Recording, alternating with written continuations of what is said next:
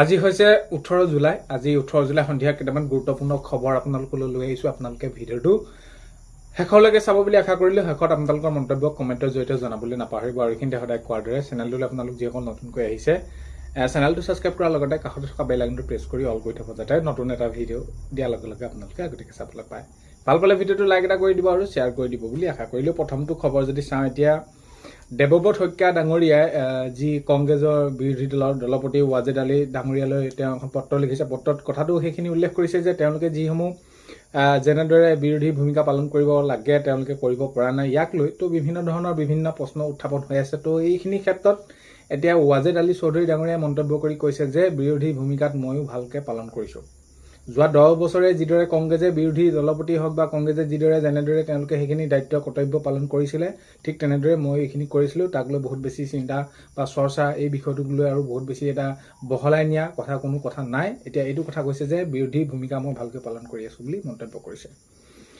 Next খবৰ যদি চাওঁ, 50% উদ্যোগীয়ে সদ্ব্যৱহাৰ নকৰিলে মুখ্যমন্ত্ৰী আত্মনিৰ্ভৰশীল আঁচনি, CM টিপুলৈৰ ধন। মন্ত্ৰী বিমল বৰা ডাঙৰীয়াই মন্তব্য কৰিছে আৰু ইয়াক লৈ এতিয়া প্ৰশ্ন উত্থাপন হৈছে। যিহেতু এতিয়া সকলোৱে সুধি আছে যে মুখ্যমন্ত্ৰীৰ যি আত্মনিৰ্ভৰশীল আঁচনিৰ তৃতীয় সংস্কৰণ কেতিয়ালৈ মুকলি হ'ব, কেতিয়া তেওঁলোকক দিব, ৰেজিষ্ট্ৰেশ্যন হ'ব, অনলাইন আবেদন হ'ব, এইবিলাক। তো এইখিনি ক্ষেত্ৰত এতিয়া তেওঁ মন্তব্য কৰিছে যে যিহেতু এতিয়াও আগৰ পৰ্যায়ত যিসমূহ তেওঁলোকে পাব লগা আছে তেওঁলোকক অতি সোনকালে আগষ্টৰ ভিতৰত দিয়া ব্যৱস্থা গ্ৰহণ কৰাৰ কথা কৈছে। কিন্তু এইটো কথা কৈছে যে যোৱা সময়ছোৱাত আমি যিখিনি দিছিলোঁ, কিন্তু তাৰে 50% উদ্যোগীয়ে তেওঁলোকে কিন্তু সদ্ব্যৱহাৰ নকৰিলে এই যি CM টিপুলৈৰ ধন। তো এনেদৰে মন্তব্য কৰা দেখা হৈছে আৰু বাকী থকাসকলক আগষ্টৰ মাহত দিয়া হ'ব বুলি এইটো মন্তব্য কৰিছে। আৰু যিটো মুখ্যমন্ত্ৰী আত্মনিৰ্ভৰশীল আঁচনিৰ তৃতীয় সংস্কৰণ, সেইটো অলপ পলম হ'ব, তেনেদৰে মন্তব্য কৰা দেখা গৈছে। নেক্সট খবৰ যদি চাওঁ, কৰ্মচাৰীসকলৰ বাবে বহুত বেছি বেয়া খবৰ। বেয়া খবৰ মানে এতিয়া এইটো যিসকল এতিয়া ৰাজ্যৰ কৰ্মচাৰী লোকপিয়লত জড়িত হৈ থাকিব, লোকপিয়লত জড়িত হৈ থকা কৰ্মচাৰী কোনো ছুটি নাপায়। তেওঁলোকে এই যি লোকপিয়লৰ সময়ত তেওঁলোকে কাম কাজ কৰাৰ সময়ত আৰু যদি কোনোবাই কাম কাজ কৰাৰ সময়ত জালিয়াতি কৰে তেওঁলোকক কিন্তু বিহিত ব্যৱস্থা বা শাস্তি দিয়া হ'ব বুলি এই ক্ষেত্ৰত এতিয়া কঠোৰ হৈছে প্ৰশাসন। চৰকাৰে এইটো কথা স্পষ্টকৈ তেওঁলোকে সেইখিনি মন্তব্য কৰি কৈ দিছে যে ৰাজ্যৰ লোকপিয়লত জড়িত চৰকাৰী কৰ্মচাৰী ছুটি নাপাব আৰু কামত যদি কোনোবা সময়ত জালিয়াতি কৰে তেনেহ'লে শাস্তি পাব, এই কথাও স্পষ্টকৈ ঘোষণা কৰিছে। নেক্সট খবৰ যদি চাওঁ, নিমাতীঘাট অফলামুখ অভিমুখী ফেৰীত যাত্ৰীত বিজুতি।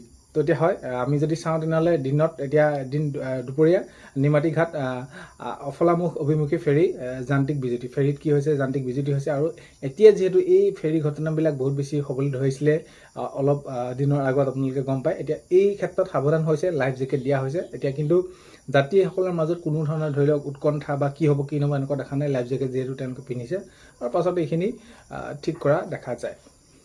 নেক্সট খবৰ যদি চাওঁ, পুনৰ বৃদ্ধি অত্যাৱশ্যকীয় সামগ্ৰীৰ মূল্য। পুনৰ বৃদ্ধি পাইছে অত্যাৱশ্যকীয় সামগ্ৰীৰ মূল্য। এতিয়া আপোনালোকে যদি চাই তেনেহ'লে আলু, দাইল, পিঁয়াজ আদি, নিমখ, তেল, সকলোখিনি, চাউলৰ পৰা আদি কৰি সকলোখিনি মূল্য সেইখিনি বৃদ্ধি হৈ গৈছে। আৰু এই ক্ষেত্ৰত ৰাইজে কৈছে যে এতিয়া এইটো যি এনেদৰে যদি পৰিস্থিতি হৈ থাকিবলৈ হয় তেনেহ'লে আগন্তুক সময়ত আমাৰ বাবে বহুত বেছি এটা কষ্টকৰ দিন হ'ব। কাৰণ কেলৈ প্ৰত্যেক দিনাখনি যদি এনেকুৱা ধৰণৰ হাৰত বৃদ্ধি হৈ থাকিবলৈ হয় তো আমি জীৱন নিৰ্বাহ কৰাটোৱে টান হ'ব বুলি জনসাধাৰণে এনেকুৱা ধৰণৰ মন্তব্য কৰা দেখা গৈছে। নেক্সট খবৰ যদি চাওঁ, যন্ত্ৰ মন্ত্ৰৰ পৰা নি হাস্পতালত ভৰ্তি সোনম ৱাংচুকক। তো আপোনালোকে নিশ্চয় গম পাইছে, খবৰবিলাক আহিছে। তো হয়, যন্ত্ৰ মন্ত্ৰৰ পৰা নি হাস্পতালত ভৰ্তি কৰা হৈছে সোনম ৱাংচুকক।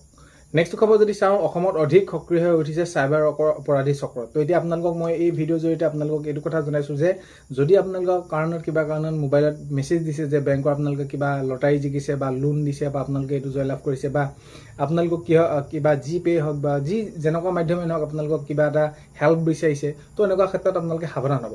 ঘৰৰ মানুহৰ বাহিৰে বেলেগ আপোনালোকক যদি এই এনেকুৱা ধৰণৰ কিছুমান দুষ্ট চক্ৰ এইবিলাক আপোনালোকক কৰি আছে মোবাইলত, বা আপোনালোকে ফোন কৰিব, মেছেজ কৰিব, এইটো দিবলৈ কিবা কিবি, তো সেইখিনি আপোনালোকে ভুলতো নকৰিব। কাৰণ কেলৈ এতিয়া সেইখিনি মই আপোনালোকক কৈছোঁ যে অসমত অধিক সক্ৰিয় হৈ পৰিছে চাইবাৰ অপৰাধী চক্ৰ। আৰু এইখিনি ক্ষেত্ৰত এতিয়া আৰক্ষী প্ৰশাসনে সেইখিনি বহুতকো তেনেদৰে কৰায়ত্ব কৰিছে। কাৰণ কেলৈ যদি আপোনালোকে এই এনেকুৱা ধৰণৰ কিবা এটা আপোনালোকে দি দিয়াৰ লগে লগে OTP আপোনালোকে চেণ্ড কৰাৰ লগে লগে আপোনালোকৰ বেংকত যিমান পইচা আছে যি আছে সকলোখিনি আপোনালোকৰ শেষ কৰি পেলাব।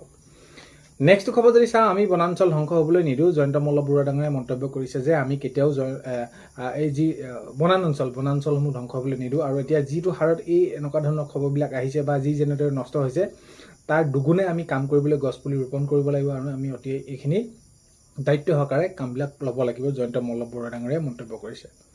নেক্সট খবৰ যদি চাওঁ যোৰাবাটৰ কৃত্ৰিম বানক লৈ তৎপৰ প্ৰশাসন। তো এতিয়া যিহেতু যোৰাবাটত যিটো কৃত্ৰিম বান এজাক বৰষুণৰ ফলতে যিটো বানপানী সৃষ্টি হয় যেনেদৰে অসুবিধা হয় তো ইয়াক লৈ তৎপৰ হৈ পৰিছে প্ৰশাসন আৰু ইয়াক কেনেদৰে ৰোধ কৰিব পাৰি সেইখিনি ব্যৱস্থা গ্ৰহণ কৰা দেখা গৈছে।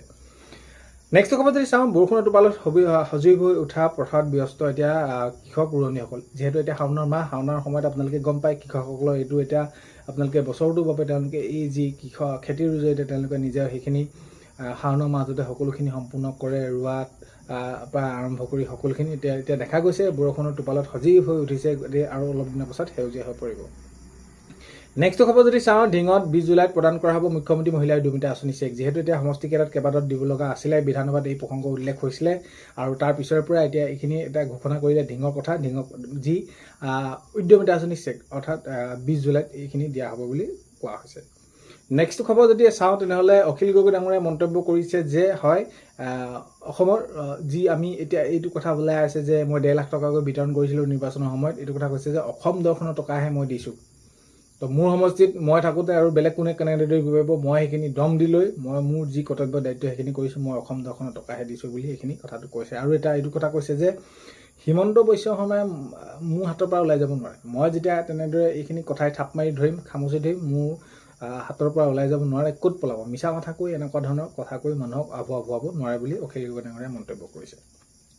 নেক্সট খবৰ যদি চাওঁ গুৰু দক্ষিণা অতি সোনকালে দিয়াৰ কথা ব্যৱস্থা গ্ৰহণ কৰিছে বিদ্যালয় প্ৰাধিকৰণ গুৰু দক্ষিণা। এইখিনি ক্ষেত্ৰত শিক্ষামন্ত্ৰী ডাঙৰীয়াই মন্তব্য কৰা দেখা গৈছে। নেক্সট খবৰ যদি চাওঁ বোকাখাতখন আমি সুন্দৰকৈ আগুৱাই নিব লাগিব, মন্ত্ৰী অতুল বৰা ডাঙৰীয়াই মন্তব্য কৰিছে আৰু এই ক্ষেত্ৰত বোকাখাতক আগুৱাই লৈ যোৱাৰ প্ৰচেষ্টা এইখিনি অব্যাহত থাকিব বুলি তেওঁ মন্তব্য কৰা দেখা গৈছে।